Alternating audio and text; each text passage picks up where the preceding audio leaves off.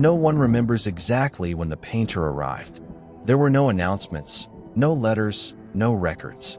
One day, his studio was simply there, wedged between two aging buildings at the edge of the city, its windows always covered, its door always unlocked. Above it hung a wooden sign, cracked and faded, with only 3 words carved deep into the grain. Portraits never lie. At first, people were curious. The painter himself was a quiet man, pale, thin, with eyes that seemed older than his face. He spoke little, never smiled, and never explained his methods.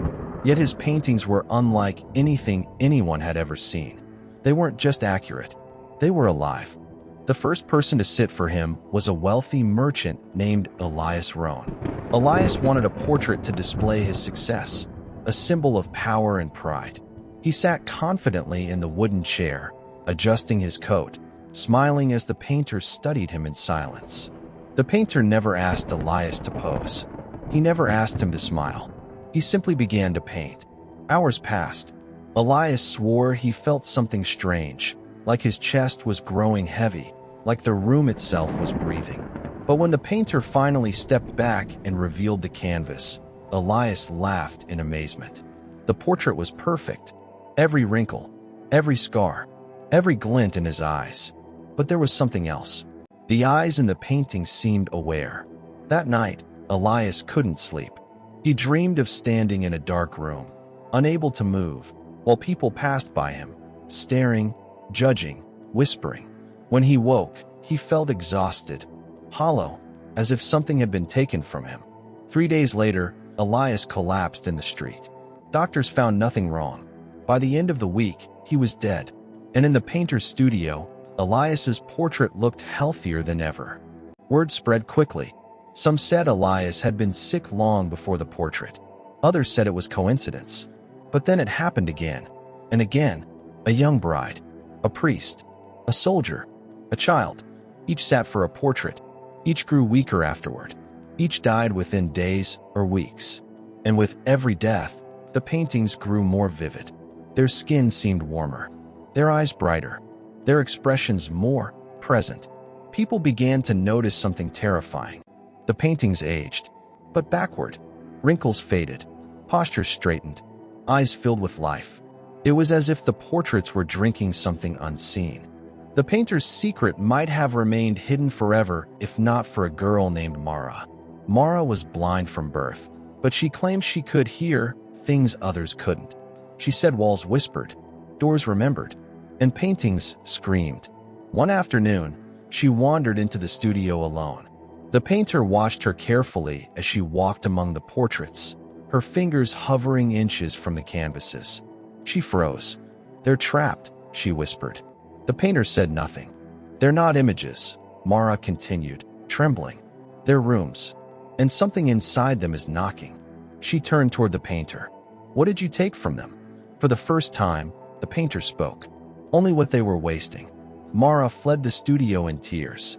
That night, the city heard screams coming from inside the building, dozens of voices crying out at once. By morning, the screams had stopped. Mara disappeared, and a new portrait appeared on the wall.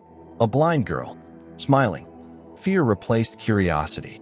People avoided the studio, crossed the street to avoid its shadow.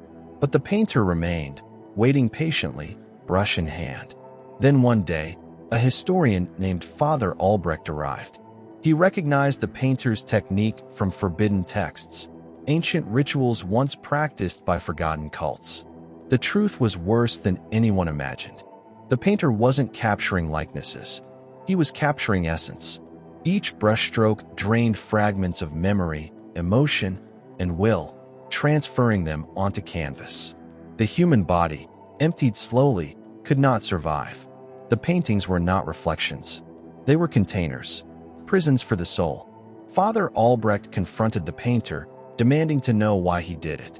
The painter's answer was simple. Nothing truly beautiful should be allowed to die. That night, the city acted. A mob gathered with torches and oil. They smashed the studio doors and set the building ablaze. Flames climbed the walls as the paintings burned. Or so they thought. Witnesses swore they heard screaming again, not from the building, but from the paintings themselves. Faces twisted, eyes widened, mouths opened in silent agony. And then silence. By morning, the studio was ashes. No body was ever found. The city believed it was over. They were wrong.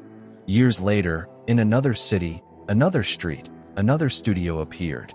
Same faded sign, same unlocked door.